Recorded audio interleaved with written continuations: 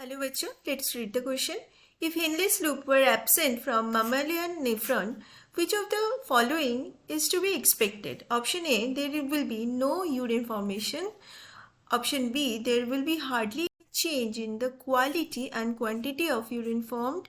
Option C, the urine will be more concentrated and option D, urine will be more dilute. आइए इस question को हम solve करते हैं and for that you need to know the key concept. तो यहाँ पे की कंसेप्ट क्या है? That is Henle's loop. तो हेनलेस लूप और लूप ऑफ हेनले, ये let me draw it, okay, so that you can understood. ये एक नेफ्रॉन का पार्ट है और नेफ्रॉन का जो फर्स्ट पार्ट है that is called Bowman's capsule. उसके बाद एक रेनल ट्यूब्यूल का और एक थोड़ा मोड़ा मतलब कॉन्वोल्यूटेड पार्ट होता है दैट इज कॉल्ड पीसीटी. और पीसीटी के बाद it is Bowman's capsule.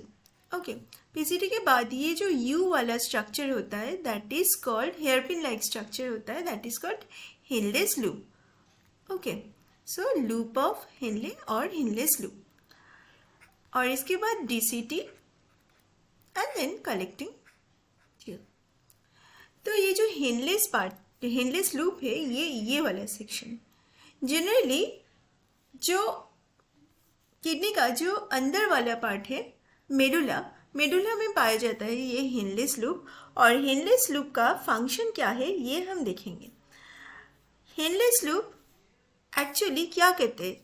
It helps to reabsorb water. Okay, देखिए हेनलेस लूप का दो पार्ट है. जो ऊपर से नीचे जा रहे हैं उसको हम बोलते हैं डिसेंडिंग लूप और जो ऊपर से नीचे से ऊपर जा रहे हैं that is called ascending loop.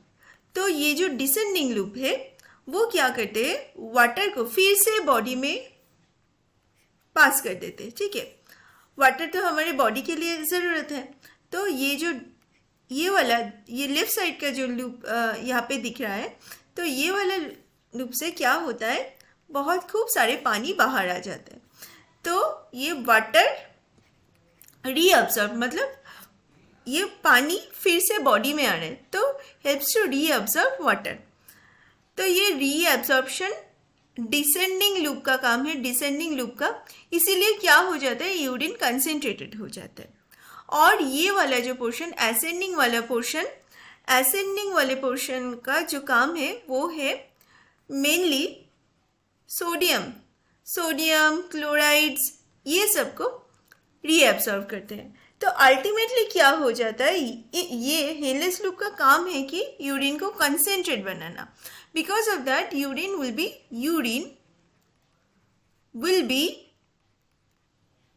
be concentrated. ठीक है, यूरिन क्योंकि एक ग्रेडियंट क्रिएट होता है. ठीक है, ग्रेडियंट मतलब क्या है? मतलब कहीं जगह पे हाई डेंसिटी है, कहीं पे लो डेंसिटी है. ये जो डेंसिटी ग्रेडियंट है ये यूरिन को कंसेंट्रेट कराने में मदद करता है. ठीक है, अब हम पढ़ते हैं ये क्वेश्चन में क्या बोला गया. ऑप्शन ए में बोला गया कि there will be no urine formation. क्या ये सही है? ये सही नहीं है क्योंकि urine formation would still occur. ठीक है, तो ये कॉम्पोजिशन ऑल्टर हो जाएगा बट यूरिन फॉर्मेशन तो होगा, इसीलिए ये हमारे सही ऑप्शन नहीं है. ऑप्शन बी में बोल रहे थे the absence of there will be hardly any change in the quality and quantity of urine formed. In the absence of Henle's loop, ये यूरिन कंसेंट्रेशन बहुत ज़्यादा चेंज हो जाएगा, तो इसीलिए ये वाला ऑप्शन भी सही नहीं है. अच्छा, ऑप्शन सी में बताया गया कि urine would be more concentrated. नहीं, ये लेस कंसेंट्रेटेड होगा क्योंकि यूरिन से पानी निकलने का काम करता है हेनलेस लूप. ठीक है, तो ये कंसेंट्रेट करता है. अगर हेनलेस लूप नहीं रहेगा तो ये यूरिन क्या हो जाएगा, डाइल्यूट हो जाएगा।